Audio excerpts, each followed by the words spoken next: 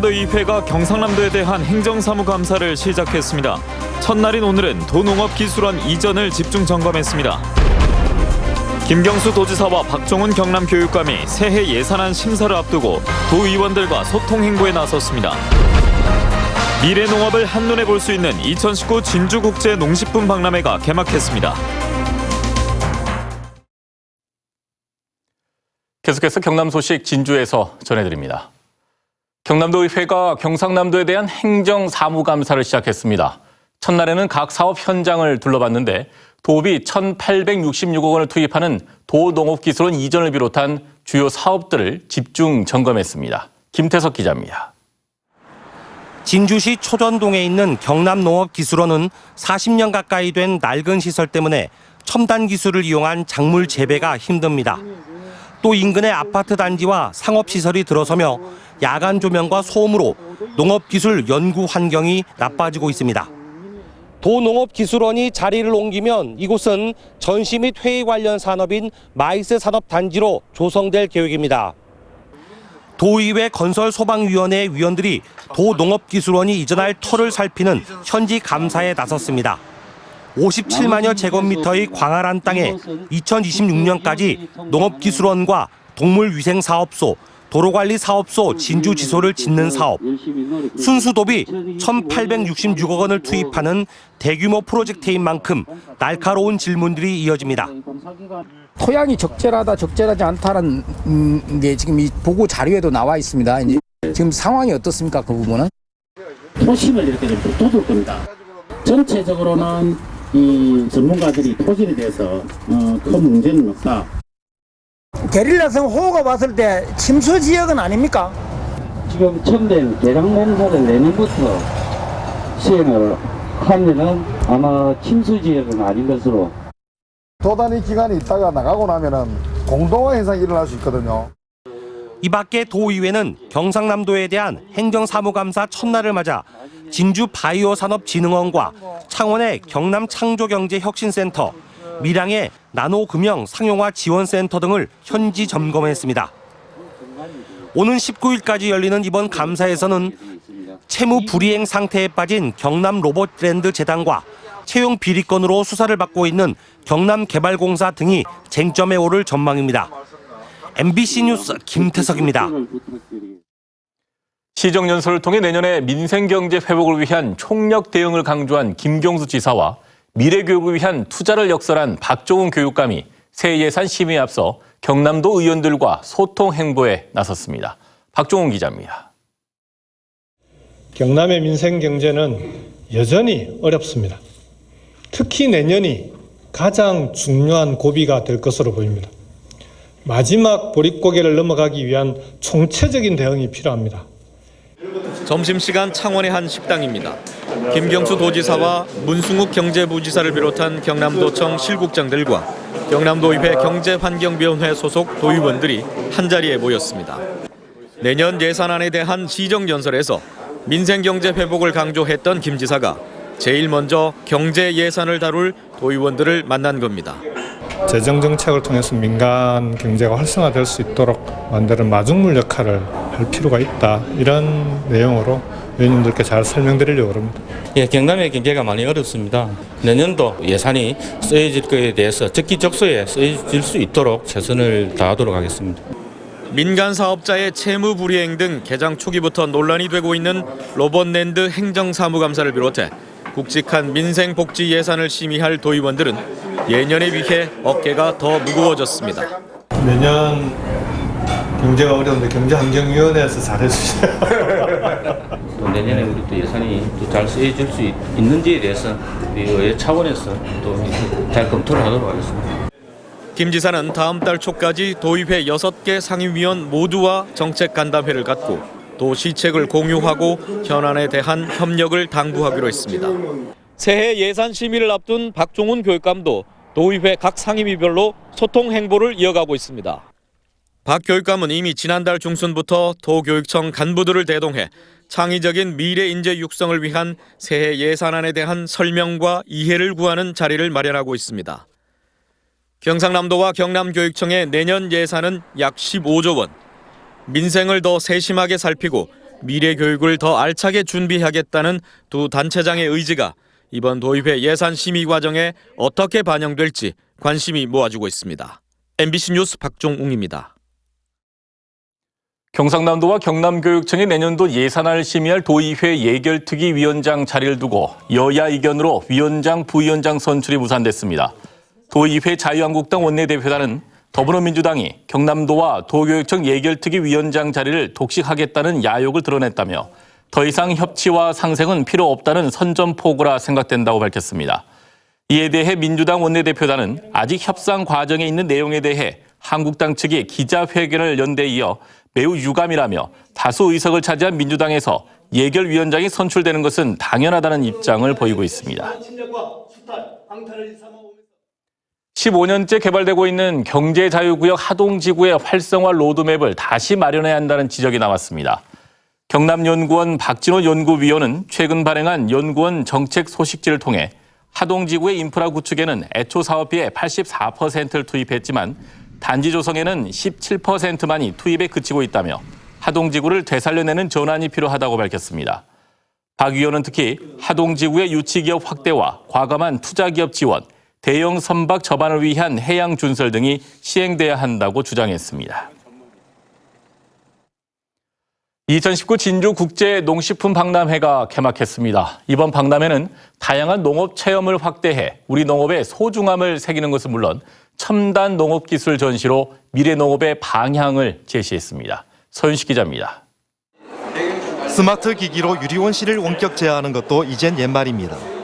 인공지능 AI가 온도와 습도 조절, 병해충 방제까지 모든 걸 도맡습니다. 로봇이 익은 딸기만 골라 수확합니다. 사람이 하는 것보다 더 정확히 딸기를 상처내지 않고 포장 용기에 담습니다. 이 로봇을 넣으면 낮이고 밤이고 수확이 가능하다는 점과 사람보다 훨씬 빠르고 훨씬 안전하게 수확이 가능한 겁니다. 가상현실 VR이 농업과 만났습니다. VR로 온실내 공기 흐름 등 모든 상황을 파악할 수 있습니다. 항공기 조종 연습에나 쓰였던 VR 시뮬레이터가 농기계에 적용돼 농업인들의 안전사고를 줄일 수 있게 됐습니다. 20여 개국 250개사가 다양한 농식품과 농업 기술을 선보여 미래 농업의 방향을 제시합니다. 첨단 농법을 통해서 우리 농민들이 앞으로 농업이 더 생산적으로 발전할 수 있도록 그렇게 유도를 하고자 합니다. MBC 컨벤션에선 17개국의 바이어가 참여하는 수출 상담회가 열려 우리 농산물의 판로 개척에도 이바지합니다. 체험 프로그램은 더욱 풍성해졌습니다. 원예 치료와 여러 동물을 직접 만나는 펫 체험, 경기장 안으로 옮긴 도심 속 목장 나들이는 어린이들의 인기를 독차지합니다. 우유를 먹으면 어떻게 된다? 첫 번째, 키가 커져요. 우리 농업의 소중함을 새기고 미래 농업을 한눈에 볼 수 있는 이번 박람회는 오는 10일까지 이곳 진주종합경기장 일원에서 이어집니다. MBC 뉴스 선식입니다.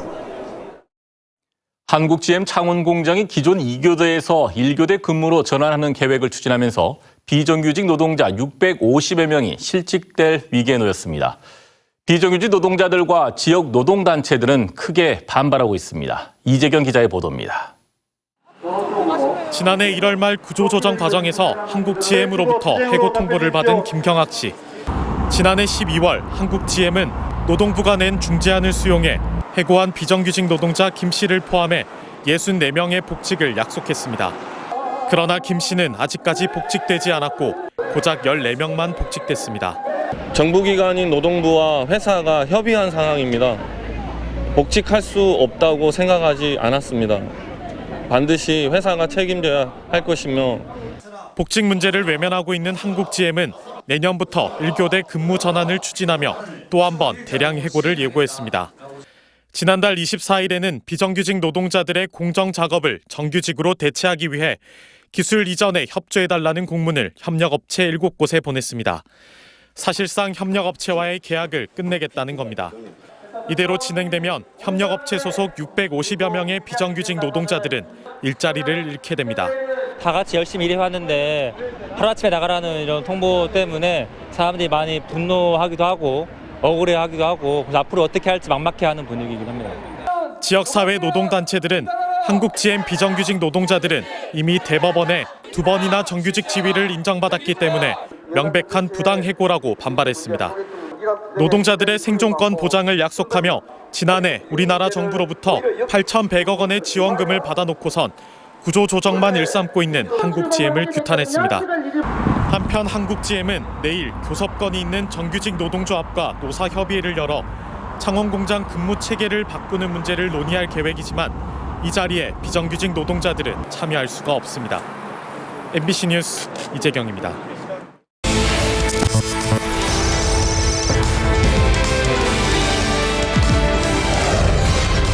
현장에서 뵙겠습니다. 다음 소식입니다. 경상남도 서부청사가 아프리카 돼지열병으로 어려움을 겪는 양돈 농가를 위해 오늘 구내식당에서 돼지고기 소비 촉진 시식회를 열었습니다. 도청 서부청사는 돼지고기 소비의 불안감을 해소하고 양돈 산업을 정상화하기 위해 김석기 서부지역 본부장을 비롯한 직원들이 돼지고기 요리를 시식하고 기업체 급식소 등이 소비 확대에 동참해 줄 것을 요청했습니다. 범죄 현장의 추락 사고에 대비한 경찰서와 소방서의 합동 훈련이 오늘 산청군 실내체육관에서 진행됐습니다. 산청경찰서와 산청소방서는 사건 현장을 진압하는 과정에서 돌발적으로 발생하는 추락 사고를 예방하고 추락한 부상자를 긴급 구조하는 합동 훈련을 했습니다. 사천시가 오늘 정동면 예수리에 있는 옛 성황당 산성내 재단에서 제24회 성황당 산성 산신제를 열었습니다.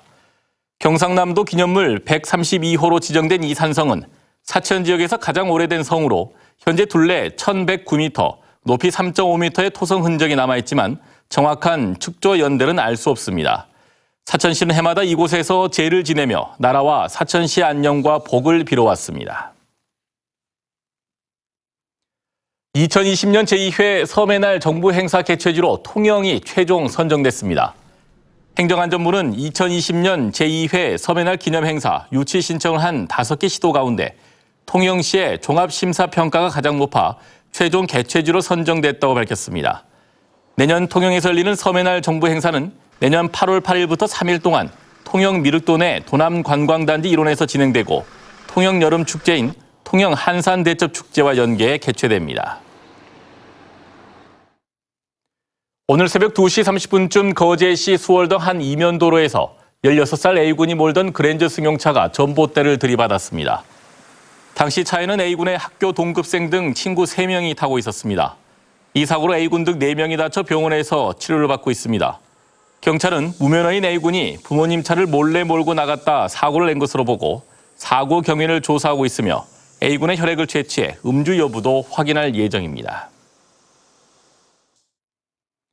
경남도 의회가 부마 민주항쟁 진상규명을 촉구하는 대정부 결의안을 채택했습니다. 결의안에는 부마 민주항쟁 피해자 명예회복과 국가폭력 가해자들의 책임 규명을 비롯해 부마 민주항쟁 진상조사 기간 연장과 국회에 계류 중인 관련자 예우에 관한 법률 재개정을 촉구하는 내용 등이 담겼습니다.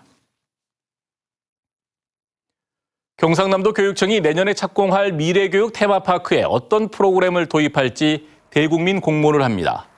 공모 분야는 창의 융합 놀이터, 디지털과 아날로그가 결합한 모험터 등 8개 분야로 심사를 거쳐 다음 달 중에 결과를 발표할 예정입니다. 의령에 건립될 미래교육 테마파크는 미래 핵심 기술로 부상한 인공지능을 접목한 학습체험시설 등이 들어서며 2022년 상반기 시범 운영을 목표로 하고 있습니다. 통영시는 겨울철 미세먼지 발생에 대비해 오는 15일까지 자동차 배출가스 특별 단속을 합니다. 이번 단속은 터미널과 시내버스 차고지 등 차량 통행이 많고 미세먼지 발생이 높을 것으로 예상되는 지역의 경유 차량을 대상으로 진행합니다. 통영시는 또 내년 5월까지 불법 소각 현장과 비산먼지 발생 사업장 등 미세먼지 다량 배출 사업장을 대상으로도 특별 점검도 할 계획입니다. 4, 5세기 고대 가야 연맹의 소국 비화가야의 본거지였던 창녕에서 토기를 굽던 가야인의 가마터가 역대 최대 규모로 확인됐습니다. 동아세아 문화연구원과 창녕군에 따르면 퇴천리 유적에서 길이 15m, 깊이 2.3m의 가야시대 대형 토기가마 1기와 토기흙을 캐는 토치장 등을 찾아냈으며 특히 토기가마는 지금까지 발굴된 가야시대 토기가마 가운데 가장 큰 것으로 확인됐습니다. 지금까지 진주였습니다. 고맙습니다.